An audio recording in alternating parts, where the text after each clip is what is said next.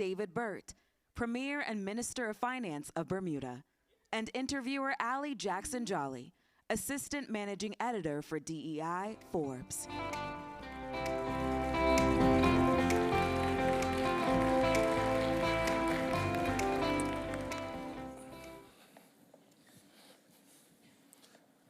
Hi, well, welcome.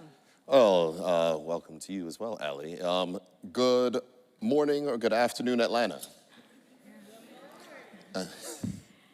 Yeah, so Premier Burt, your path to leadership as a head of state has been anything but conventional. For those that don't know, you were born and raised in Bermuda. You were educated in Washington, D.C. at the George Washington University. You got your degree in finance and in information sciences. You got a pilot's license, which I just found out he never used. And then went back home and became a founder, a tech founder, right? Yes. All of that before the age of 38 when you became Bermuda's youngest premier.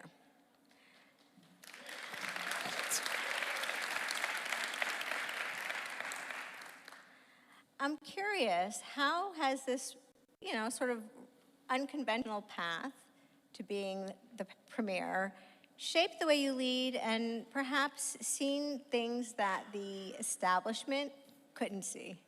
Well, thank you for the question, Ali. Again, it's a pleasure to be here in Atlanta at the historic Morehouse College. So what I will say, the path showed a number of things, but one of the things that is something that is always important in an audience like this is to share, I guess, the lessons learned.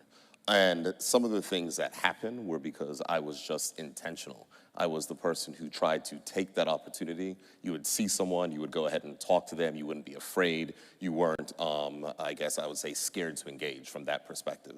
The other perspective is that the lessons of my life in leadership have taught me that it is important that when you are, whether it's in politics or business, you understand very specifically the problem of which you're trying to solve. Now, for those people who have degrees in IT, they would know that that's one of the fundamental things in systems design that you're always taught and drilled into you.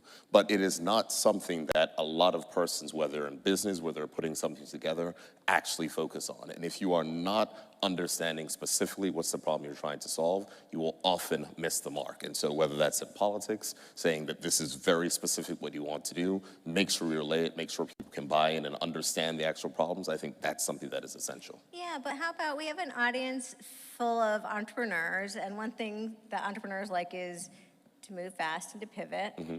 And one thing that we know about government is that it does not often move fast and pivot. Mm-hmm. So how has that been? Is having to deal with red tape been frustrating as a former entrepreneur, or have there been things you've been able to bring to your country and the government to help pivot faster and move a bit faster? It's incredibly frustrating, and I know that founders and business people will be frustrated by things like that as well, but you have to find a way through and you have to find a way around. And the unique thing when you're in a position of leadership such as myself, you have the ability to change that particular dynamic and streamline it to make sure that you're able to do things far more quickly. So I remember when we came into office, we pressed a lot of things very quickly, and at any points in time with the transition, whether you're going into a new role, et cetera, the most important thing is to go very hard. But the thing is, you have to keep up that pace. And that pace has continued to be kept up. So I am stepping down from office next year after doing this job. At that point in time, it will be 9 years. And my thing that I tell everyone in my office is that this is a sprint to the finish. We are not slowing down. Last week, we passed major pension reform for the country. We're doing things, gave people access to lower price pension options, to be able to invest. We're talking about being able for entrepreneurs to do more with their own money. And so from that aspect, you have to continue pushing. No lame duck for you, huh? No. Yeah, so let's talk about something that you did in 2018 that really changed the trajectory of Bermuda. In 2018, under your leadership, Bermuda launched one of the world's first clear frameworks for digital asset business. This opened the way for major firms like Coinbase to register in Bermuda.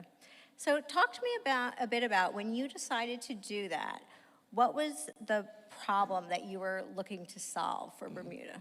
And see, now that's a very interesting one because it wasn't anything that I had actually came into office thinking about.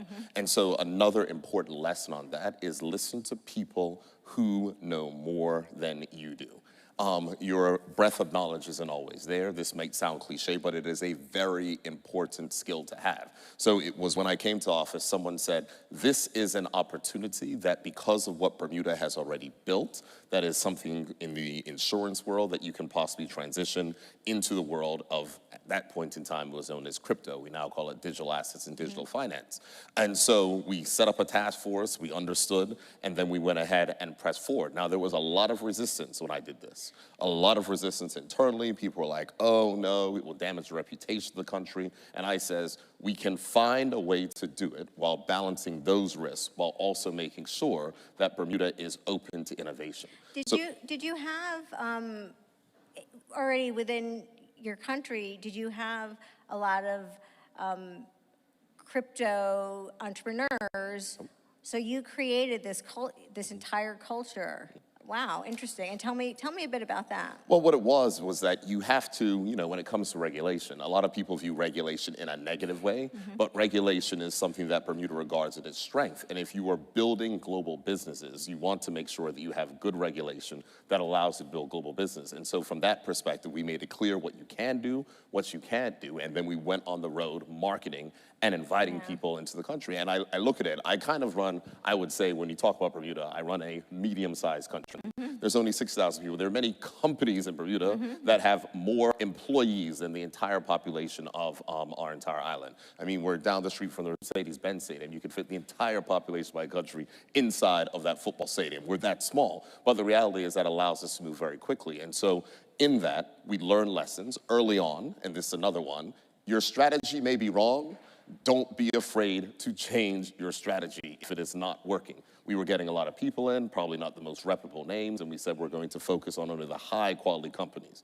It took us a lot longer to demonstrate success, and electorates can be very impatient, but 5 years later, when the Coinbases and the Circles and the Krakens and all the rest started rolling in, then we knew we were onto something. Well, so you answered part of this question, but I'm going to ask again, in case there's some more lessons.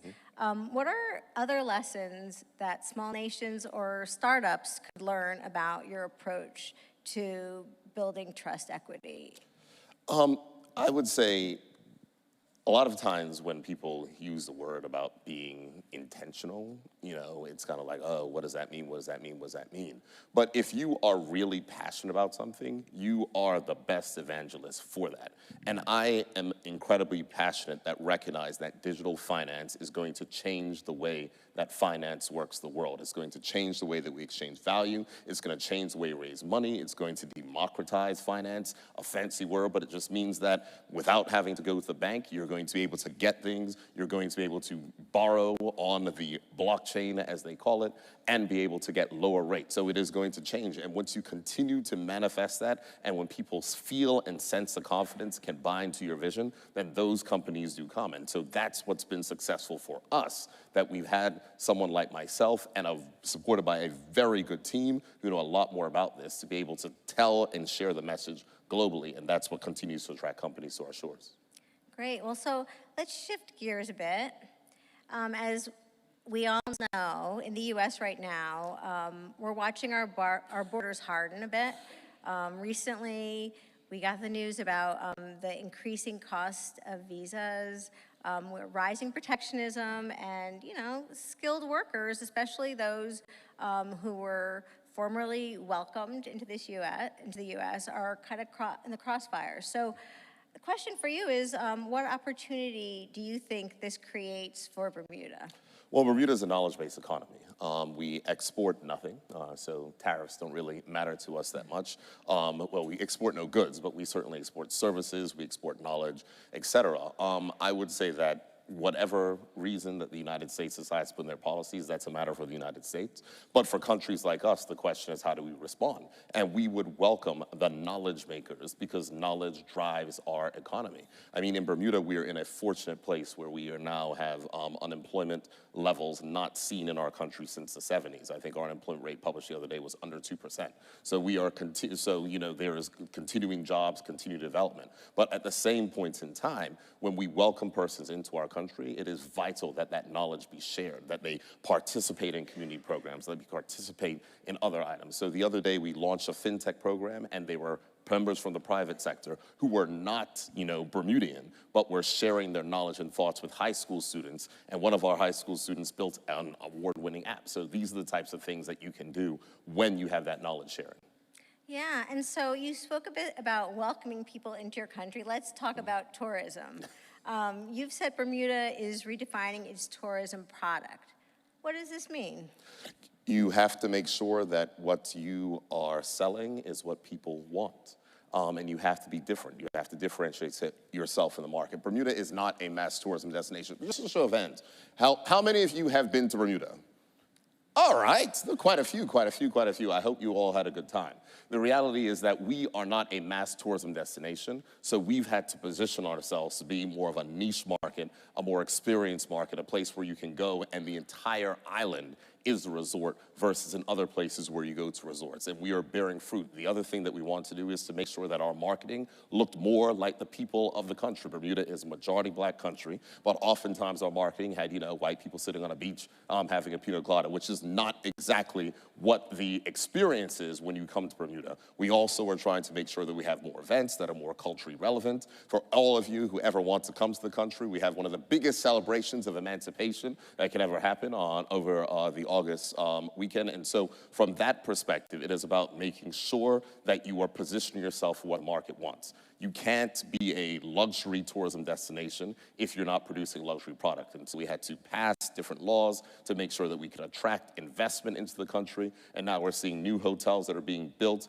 luxury hotels. We're now doing the largest hotel redevelopment in our country's history, about to reopen a 600-room hotel. So it's about making sure that you upgrade the product so that people actually want to spend the money for that updated product. Sounds lovely. Let's all do it. I'm game. Don't worry, you can come to Cup Match, everyone. It is the holiday. We have Cup Match, we have Carnival, we have many different events that people can always come and enjoy. Yeah, but you did talk about your emancipation celebration, is that what you called it?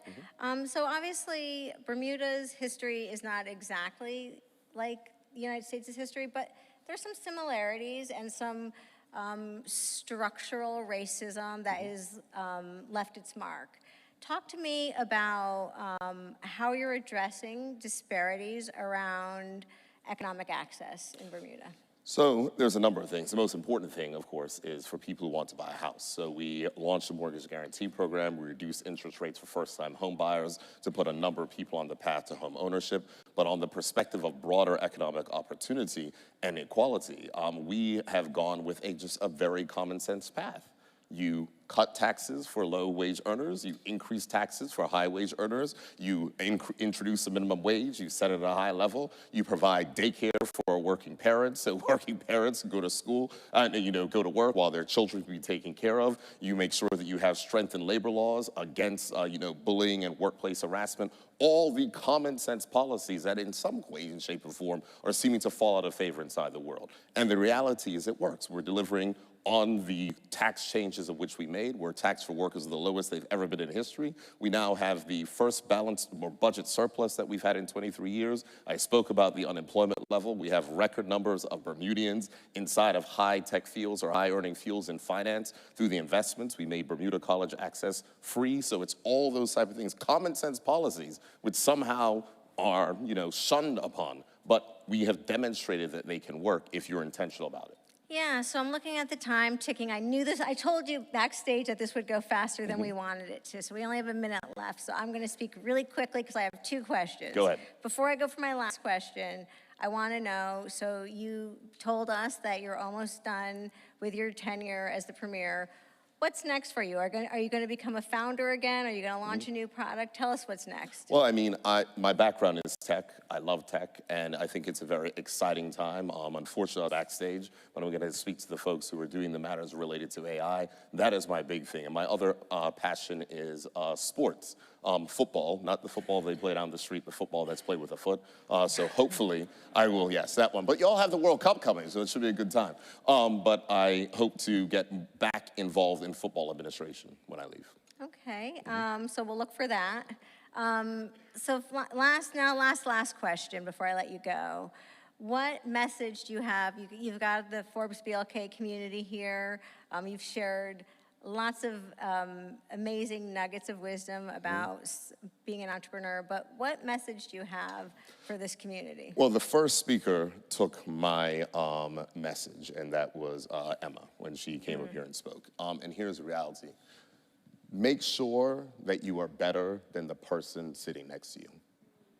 Make sure you are. The reality is that excellence can be seen, and you have to try hard. When Emma said to put down the phones, she's telling the truth. Put down the phones, focus on the interpersonal relationships, and focus on making sure you go that extra mile. A lot of times nowadays, we like to take shortcuts. We're like, oh, I don't have time to do this. Oh, I'm gonna put it into ChatGPT and all the rest, and it's gonna spit out something and it's all gonna sound good. No, people can see through that. If you actually put the energy and focus into what it is you're doing. And the other thing, which is a mistake that a lot of us Black people make, is trying to do it all yourself. There was a mantra from a previous leader of my party, which was cooperate and compete. We don't all have to be doing the same thing differently in our own silos. Find that way to work with someone else. Find that way to collaborate, to build better together. That is the way that this community will continue to thrive. Excellence and building together. Yeah, I love it. So you heard it. Build better together. Thank you, Premier. It's been a pleasure. Thank you, and it's been an honor. Thank you, Atlanta.